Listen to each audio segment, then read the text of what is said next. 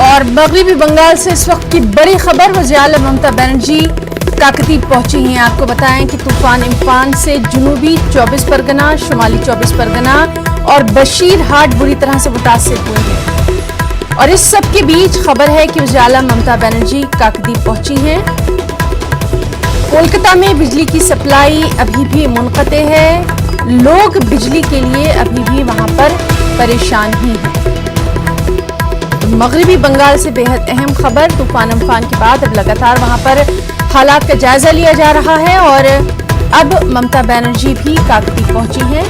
जुनूबी 24 परगना, शुमाली 24 परगना और बशीरहाट इलाके जो कि सबसे ज्यादा मुतासिर रहे हैं अम्फान से, उनका भी जायजा लिया जा रहा है। और इस सब के बीच कोलकाता में बिजली न होने से आम लोग बेहद परेशान हैं।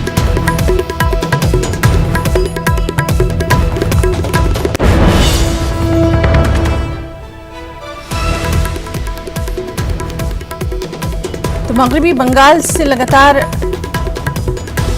ये खबरें आ रही हैं कि अब तूफान इम्फान के बाद वहां पर किस तरह से हालात का जायजा लिया जा रहा है। और कल भी हमने देखा था कि पीएम ने खुद वहां पर एरियल सर्वे किया था और उसके बाद उन्होंने खुसूसी पैकेज का भी ऐलान किया था। और आज वज़ीर आला ममता बनर्जी भी काकद्वीप पहुंची हैं। जुनूबी 24 परगना, शुमाली 24 परगना और बशीरहाट, ये कुछ इलाके हैं जो सबसे ज्यादा मुतासिर रहे हैं।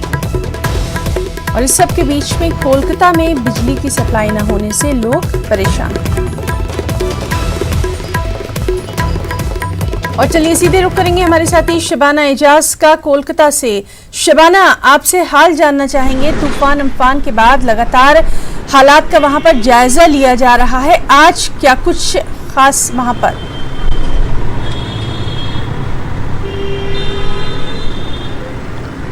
देखिए है ना, तूफान तो गुजर गया है लेकिन अपने साथ तबाही की एक बड़ी तस्वीरें जो है देखने को मिल रही है कि तूफान इम्फान से किस तरह बंगाल मुतासिर हुआ है, कोलकाता शहर मुतासिर हुआ है। कोलकाता शहर में अब भी बहुत सारे इलाके हैं जहां दरख्त गिरे पड़े हैं, दुकान और मकानात मुनहदिम हुए हैं। इससे अंदाज़ा लगा सकती हैं कि जिस तरह से बाज़ारों को खोले जाने की बात कही गई थी कुछ नई गाइडलाइन के साथ, वो अब तक जो है वो उस पर अमल नहीं किया जा सकता है, क्योंकि जिस तरह से तबाह हाल हुआ है बंगाल और खासकर कोलकाता।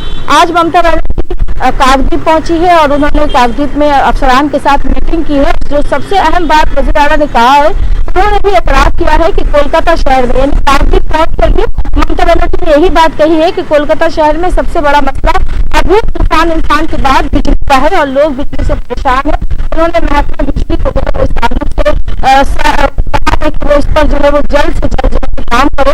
और साथ ही साथ उन्होंने जो दूसरी अहम बात कही है वो ये है कि ये इलाका खासकर सुंदरगढ़ और काकद्वीप का इलाका है पूरी तरह मुतासिर हुआ है और वहाँ बच्चों को किस तरह से राहत पहुँचाई जाए। उन्होंने सबसे पहले यही बात कही है कि बच्चों को जो है किस तरह से उन्हें जो है निकाला जाए, उन्हें जो है वो जिंदगी की पटरी की तरफ वापस लाया जाए। तो बच्चों के लिए जी, तमाम पर हालात का जायजा जो है सीएम लगातार ले रही हैं, हालात को मामूल पर लाने की कोशिश की जा रही है। बहुत बहुत शुक्रिया शबाना आपका तमाम तर तफसीली मालूमात के लिए।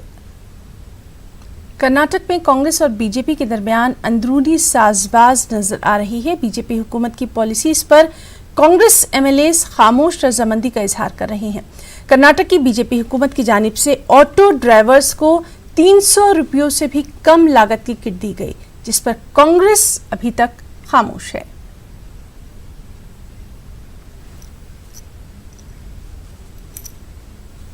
लोग हैं यहाँ के ऑटो ड्राइवर्स है, वो लोगों के लिए कुछ तो सहारा, 1-2 दिन का तो कम अनाज तो कम से कम मिल जा रहा है वो लोगों के लिए।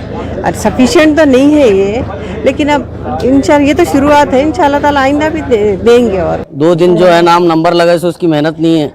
1 दिन आरटीओ में पूरा नंबर लगाए, उसको पेपरान देने के लिए नंबर लगाए, और जो है ना यहाँ पे आके सुबह में 8 बजे आके ठहरे। ये उसका भी उतना भी अगर हम आगे जाके अगर ऑटो भी चलाते थे ना, उससे ज्यादा कमा लेते थे हम। 2-3 किलो चावल ऑटो ड्राइवर कितने दिन खाएगा साहब? कब तक खाएंगे ऑटो ड्राइवर? जबकि उन डेली के 200-300 रुपये कमाने वाला 2-3 बच्चे हैं उसके फैमिली में, किसी को 5 है, किसी को 4 है, किसी को 2 है। एक शक्कर की पैकेट, ये दाल, ये हमारे को क्या बोले वो लोग, लॉकडाउन के लिए खाने के लिए कितने दिन खाएंगे साहब हम लोग? आए 2 दिन 3 दिन बहुत से बहुत। उम्मीद तो हमारे को अलग थी, लेकिन ये तो सब बेकार है।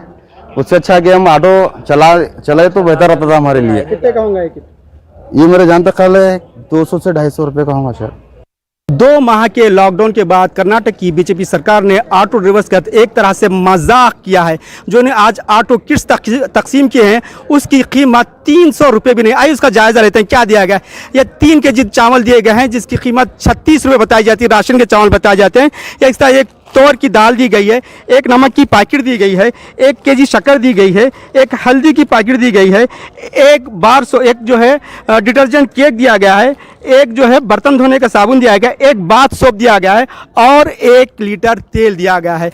इस तरह से देखा जाए तो रियासत की बीजेपी हुकूमत ने 290 रुपये में ऑटो ड्राइवर्स को खुश करने की कोशिश की है। जो ऑटो ड्राइवर्स के लिए 2 दिन का भी उनके लिए राशन नहीं है। एक और इस मामले पर अपोजिशन कांग्रेस भी खामोश है। अपोजिशन कांग्रेस भी इसको एक तरह से कबूल कर रही है। अपोजिशन की जानिब से इस पर नाज़रीन, इसी पर मजीद बातचीत के लिए हमारे साथ कांग्रेस एमएलए मौजूद हैं प्रियांक खरगे साहब। प्रियांक साहब, बहुत बहुत आपका इस्तकबाल करना चाहेंगे न्यूज़ 18 उर्दू में। और जिस तरह से हम देख रहे हैं कि ऑटो ड्राइवर्स के साथ उनको मदद देने के नाम पर मजाक किया जा रहा है, क्या कुछ पहला रिएक्शन? मैं तो समझता हूँ कि ये जो बीजेपी की हुकूमत है ना उनको गरीबों के बारे में कुछ पता है ना गरीबी के बारे में भी कुछ पता है। ये जो 300 रुपए का ये जो किट दिया है हर एक घर में कुछ नहीं तो 4 लोग 5 लोग तो रहते हैं और ये 3 केजी चावल कितने दिन आ सकता है। ये तो हम जब हम खैरात में दे रहे होते तो ये जो जितना हमारी ताकत है उतना दे सकते हैं। सरकार के पास देने के लिए ताकत नहीं है तो ये बहुत ही शर्म आने वाली बात है जी। और ये भी तो इल्जाम लग रहा है कि कांग्रेस की तरफ से कुछ कहा नहीं जा रहा, जबकि कांग्रेस के लिए ये बेहतरीन मौका था जो कमियां हैं उनको उजागर करने का। देखिए, हमने तो पहले 1 महीना गवर्नमेंट के साथ हमेशा से कोऑपरेट करते आए हैं, पर दिन ब दिन हालात बिगड़ते जा रहे हैं और बीजेपी को ये मजाक सूझ रहा है। ये एंटायर कोरोना एपिसोड जो चल रहा है अभी, तो हमने तो हमेशा से जो गरीब है, जो आवाम के पास जिस आवाम के पास ताकत नहीं है उसके फॉर ही हम बात कर रहे हैं। चाहे हम बसेस का अरेंजमेंट किया जाए या हम खुद अपने कॉन्स्टिट्यूएंसी में हमने 5000 किट बांटे हैं। उनको हमारे पूरे हेल्थ ऑफिशियल्स को हमने मास्क दिए हैं। जो काम पर जा रहे हैं, जो हमारे फ्रंटलाइन कोरोना वॉरियर थे, उनके लिए हमने काफी कुछ किया है। ये और हम ऐसी बात नहीं है कि कांग्रेस खामोश है। हमेशा से गरीबों के फौर ही हमने आवाज उठाई है, आगे भी उठाएंगे।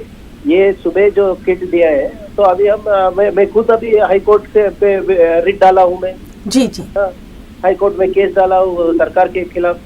आप कैसे बोल सकते हैं कि कांग्रेस कुछ कर नहीं रहा है जी। और ईद भी सिर पर है, ईद के लिए क्या कुछ खास इंतजामात? तो हमने तो हुकूमत से ऑलरेडी सिफारिश की है कि ईद के लिए जो भी सामग्री की जरूरत पड़ेगी इधर उन्हीं एरिया को भेजा जाए, या एक कार्ट बना के या मोबाइल वैन बना के या कुछ देर के लिए थोड़ा बहुत मार्केट ओपन रख के जो एक सोशल डिस्टेंसिंग मेंटेन करके उनका व्यापार करने के लिए भी मौका दिया जाए सकते हैं। हमने ऑलरेडी सिफारिश की है। उसी